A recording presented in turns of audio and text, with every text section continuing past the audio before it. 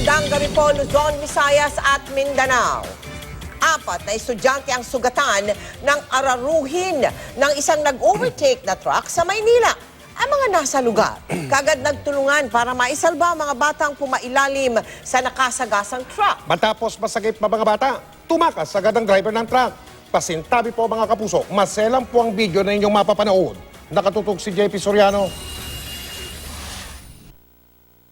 Sa kuha ng CCTV ng Barangay 389 mag-alas 11:30 kaninang umaga, makikitang naglalakad ang magkakaklaseng sina Mika, Daphne at Eva sa bangketa sa Concepcion Aguila Corner at Legarda sa Maynila.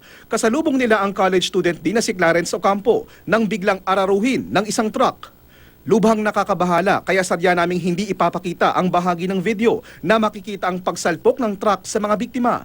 Pumailalim ang mga estudyante. Si Eva nakatayo pa. Bago nito, nag-overtake pala sa isang jeep ang truck, kumabig pa kanan kaya nahagip ang mga estudyante. Sa isa pang kuha ng CCTV, mas makikita kung paano napuruhan ang mga biktima. Punta ko rito, yung mga taga-barangay, sabi ko, kuya may tao sa ilalim ng sasakyan. Bumaba ang driver ng truck na kinilalang si Rafi Labong at ang kanyang pahinante. Sinubukang itulak pa atras ang truck para matanggal ang mga biktimang pumailalim. Maya-maya, nagdatingan ng mga tao at taga-barangay at tulong-tulong iniangat ang truck. Pero matapos bumaba ng driver at pahinante nito, iusog ang kanilang sasakyan at tulungan ang kanilang mga nasagasaan, agad din silang tumakas na nakunan pa ng CCTV. Nang dumami ang mga tao, tumakas ang driver na nahulikam na tumakbo papuntang Arlegue Street.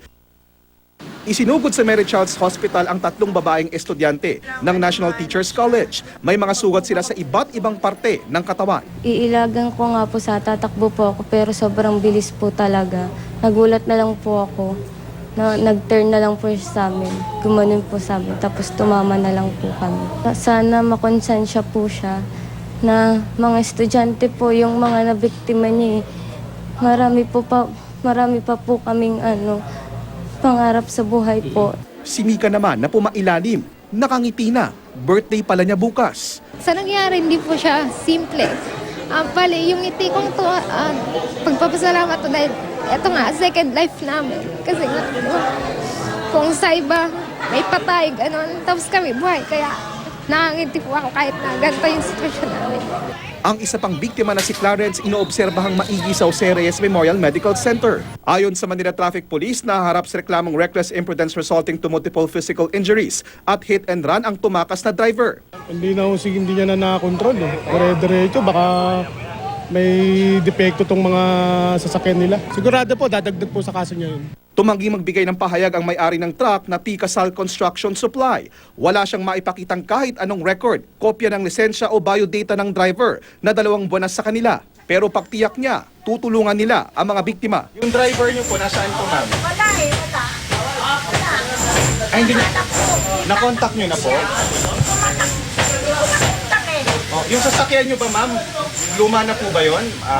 Wala siya sa loob. JP Soriano, nakatutok 24 oras.